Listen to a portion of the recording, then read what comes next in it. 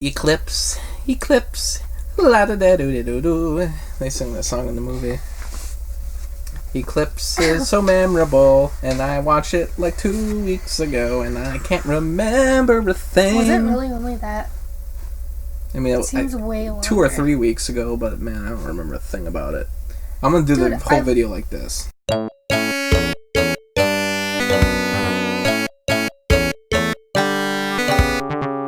Okay, so this is the third Twilight movie. Now, we've sat through 3. Why are you laughing? Because we've sat through three. Pretty much. 3 Twilight movies. Yeah. So, this is... It's not like, oh, we sat through 3. We're going to talk about Eclipse. We watched 3. By far the most memorable of the Twilight movies. The worst one, actually. This is your least favorite.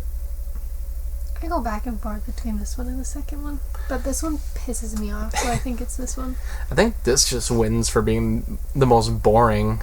And cringy. Jacob is cringy.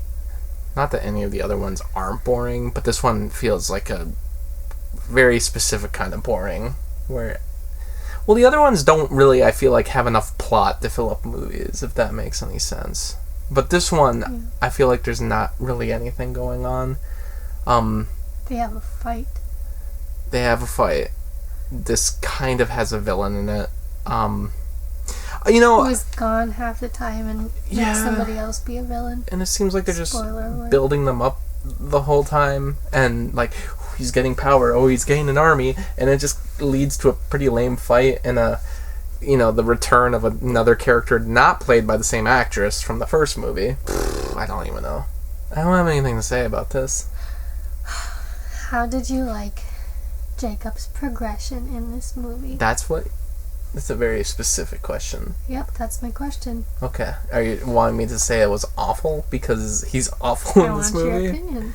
No, he's awful in this movie. Yep. He's the worst. I know. I don't like him. I don't either. He's very pushy, and he's angry boy. Angry boy. He's like trying to push himself all over Bella, like, I love you, kiss me, even though she's very clearly with Edward, and he's just like, you're gonna kiss me, and she like straight up punches him because he's just being a maniac. And did it again, and did it again. Being overly protective, and she wants to be a vampire at this point already. Like, he knows that, and he's just not up for that, even though it's like not his decision. Every single conversation, I almost said Bella and Edward. Bella and Jacob have, he storms off and yells at her. Mm-hmm. Pretty much. Chill out, bro. He's like in his garage and like, whipping stuff. Why does he have the authority over her to be like...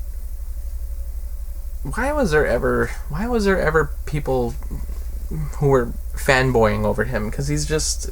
This one especially, he's not good. He's not good. No. Fangirl. Sorry, I was using the term fanboy. Because fanboy is like... I don't know. Yeah. Fine. Yeah, we shouldn't give it to a specific gender. Yeah, fanning, stanning. You know.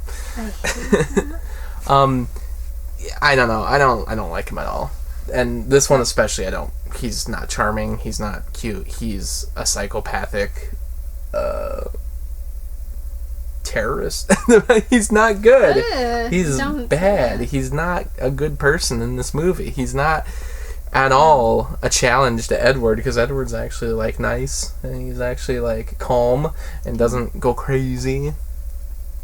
But they gotta like spend time together and they have to like become friends, and there's that awkward moment where they like meet each other at the high school and they're like, what up? And it's just... What about when he climbed in her sleeping bag? I don't like Edward. He's a weirdo. Not Edward, the other one, Jacob. I can't. I'm confusing them both. I don't know. This video's rough. Well, it's a lame movie, so I was promised that this movie was going to be the best Twilight movie, because based on the reviews, the reviews are like considering that this one is the best one, but no, they're wrong. It's not really the best one. The best is yet to come. Yeah, it's not. It's just kind of I could see why people maybe gave it that credit, because the last movie was so horrendously bad and not enjoyable in the slightest, that this one, very depressing. This one, by doing nothing, is like better because it just isn't as aggravating. I really like their little like origin stories though, like Jasper's and Rosalie's. And, yeah. like, so it doesn't seem like side characters. I do like that. that part so much. That's why I feel like I go back and forth. I'm like, maybe this is not the worst one. Well, that one flashback is like early 20th century, and I was like, I'd rather watch the movie set in this time period. You know, Who is? Was that Rosalie's set in that time period? I think it's early 20th century. It's like the 1900s. Yeah. I don't know. I like that one because I'd rather watch the movie set in that time period than the modern day setting that they had. Hers is very dark, so let's yeah, that's true. That was really dark for like what's supposed to be kind of a kids movie. I know it's PG-13, but still, like compare that to anything that's been in the Marvel movies. I'm like, that's darker. That's. Did you think of Brie Tanner? Does she deserve her own book? You don't even know who she is. I know who she is. She's the little kid who was turned into a vampire. Yeah. And she has to join that squad of that other guy who I don't remember the name of him, but he's the one. Riley. And he was done. They did that to him because redheaded chick was trying to go after them, and she did it to make him build an army. Yeah. Why couldn't Victoria just do it herself? Because Alice could see her. Okay. Why can't she see the other guy? Why can't she see their conversations? I don't know. Does this guy have a specific power that makes it so Alice can't see his... I mean, it doesn't say that, so I'm assuming no. Because it never... Was that a thing in the book? I don't know, but if it was in... I didn't read it. But if it was, why wouldn't it be in the movie then? Because they sometimes cut out key information in movies all the time. I wish they wouldn't. No, I don't think it was. See, I didn't even really think about that as a... I wouldn't call it a plot hole, but I wasn't thinking about that during the movie where I was like... I think about it every time. They're like, oh, Alice can see me. I can't do it myself. But she never sees her talking to him. Yeah, I kind of wonder why Alice chooses to use her power sometimes and sometimes doesn't. I don't think it's her choice, but like still. But like, that kind of just adds to it, though. Like, why isn't it her choice? Like, why can't she control it better or use it? I don't know. I don't remember anything about the guy that they turn into a vampire to make the vampire army. I don't really remember the vampire army. I don't remember Brie Tanner. I don't think she needs a book. I don't really care. And besides, they kill her, which is crazy to me. That's the craziest part. Like, that's when you know that the Volturi, even though I hate them, and then we went in this last time, they're barely in this one, too. Yeah. I don't even think Martin... It's Martin Sheen. The main guy. Martin Sheen's in Amazing Spider-Man. He's the older one. Michael Sheen is the crazy Volturi vampire. The guy who was also in Doolittle. That is just far off. Wait, what are you? Michael Sheen is not in Eclipse. I don't get why in this one they decide to kill a girl, but in some few future ones... Break it down part 2. They let everybody go. Because then he knew what was going to happen. It's because he knew what was going to happen because Alice showed him. But here, she wasn't around, I guess, to not... Well, it's because Alice wasn't able to show what would happen to them because nothing was going to happen to them if they killed Brie Tanner or not. So they're like, well, let's just kill her, if that makes any sense. In the case of the other movie... If they would have tried to kill their daughter, they would have actually murdered them. So that's why, I guess. Because there wasn't a future where people cared about Brie Tanner dying or not. That was kind of my complaint about the Volturi in the last one, was that they just sort of pick and choose when they're going to act and when they're not. And they are a very weird governing body. Yeah. They're probably 800 years. How old? 800? I don't know. They're very old.